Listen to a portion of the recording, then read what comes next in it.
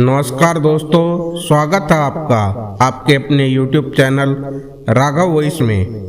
आज हम बात करेंगे एक विशेष विषय पर कि महाभारत ग्रंथ को घर में रखने से क्या होता है और इसका क्या महत्व है।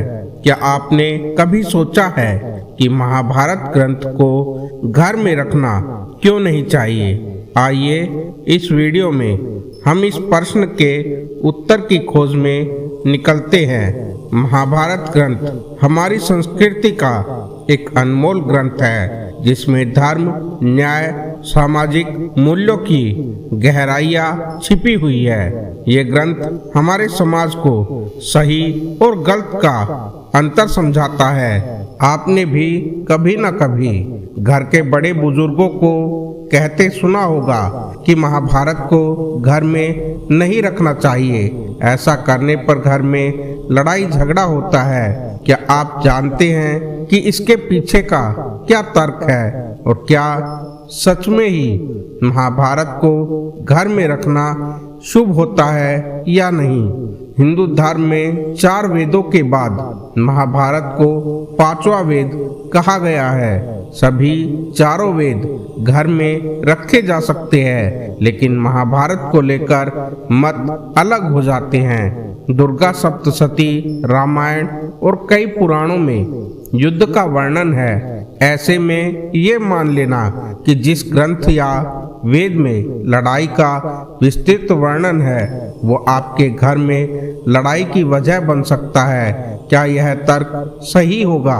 बल्कि रामायण में तो न केवल युद्ध बल्कि श्री राम और माता सीता के अलग होने के बारे में भी लिखा गया है। तो क्या रामायण के घर में रहने से दाम्पत्य जीवन पर प्रभाव पड़ सकता है या आपको घर त्यागना पड़ सकता है? माना जाता है कि महाभारत को लेकर मध्यकाल से ही ये धारणा फैली हुई थी कि इसे घर में नहीं रखना चाहिए। खास तौर पर जब भारतवर्ष पर विदेशियों का शासन हुआ तब हिंदू धर्म और उससे जुड़े पवित्र ग्रंथों को नष्ट करने की कोशिश की गई, जिसमें ये कहा गया कि रामायण और महाभारत सिर्फ कहानियां हैं। और धीरे धीरे तस्वीरें साफ हुई और राम सेतु तथा कुरुक्षेत्र में कई ऐसे उदाहरण सामने आए जिन्होंने कि इन धर्म ग्रंथों की सत्यता को स्थापित किया।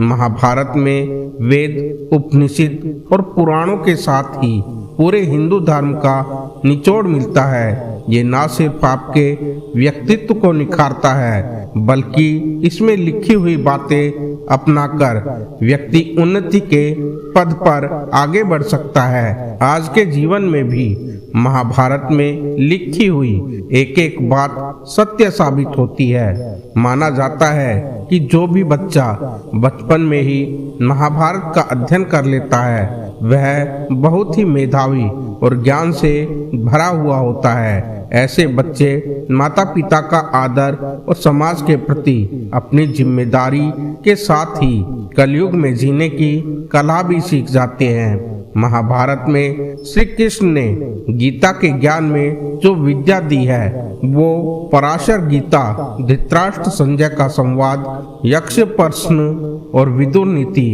भीष्म नीति समेत कहीं नहीं मिल सकती।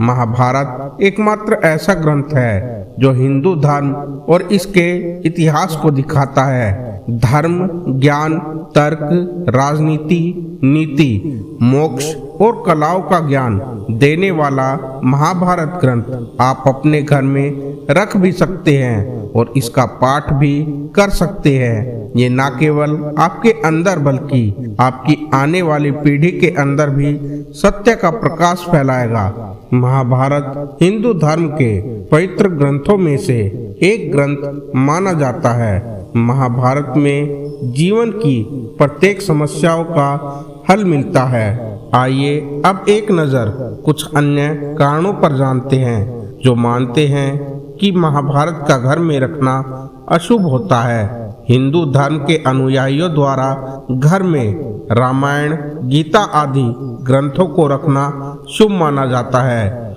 लेकिन महाभारत को घर में रखना या पढ़ने से घर में अशुभता आती है और नकारात्मकता का संचार होता है। महाभारत ग्रंथ को रखने या पढ़ने से घर में कलह उत्पन्न होता है और परिवार के सदस्यों के बीच वाद विवाद जैसी घटनाएं बढ़ जाती है। यहाँ तक कि परिवार के सदस्यों के बीच मतभेद के साथ मनभेद की संभावनाएं जन्म लेने लगती है। महाभारत का पाठ करने से घर के सदस्यों में दूरियां आने लगती है और बात घर के बंटवारे तक भी पहुंच जाती है। महाभारत के पाठ से व्यक्ति के मन में दुर्भावना पनपने लगती है।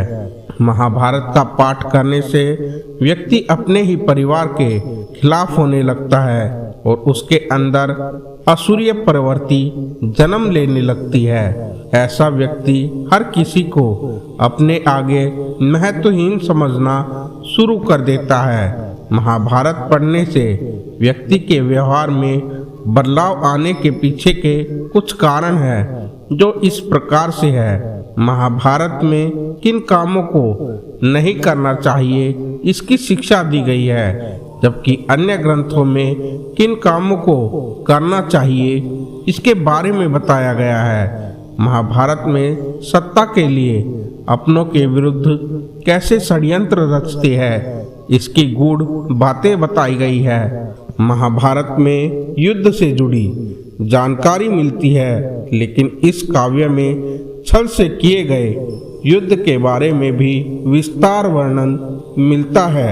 इन्हीं सब बातों के कारण व्यक्ति के व्यवहार में बदलाव आने लगते हैं और उसके उग्र तथा गुस्सैल स्वभाव के चलते परिवार में फूट पड़ने लगती है। तो इस प्रकार हमने आपको बताया कि महाभारत को घर में रखना चाहिए या नहीं।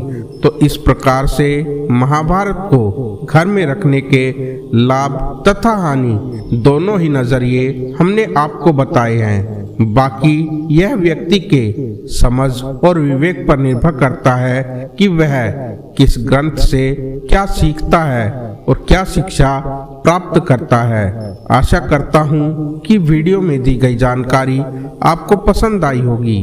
तो कृपया वीडियो को लाइक कीजिए, अपने मित्रों में शेयर कीजिए और यदि आप चैनल पर नए आए हो तो चैनल को सब्सक्राइब जरूर कीजिए ताकि भविष्य में भी आपको इस प्रकार की ज्ञानवर्धक वीडियो मिलती रहे।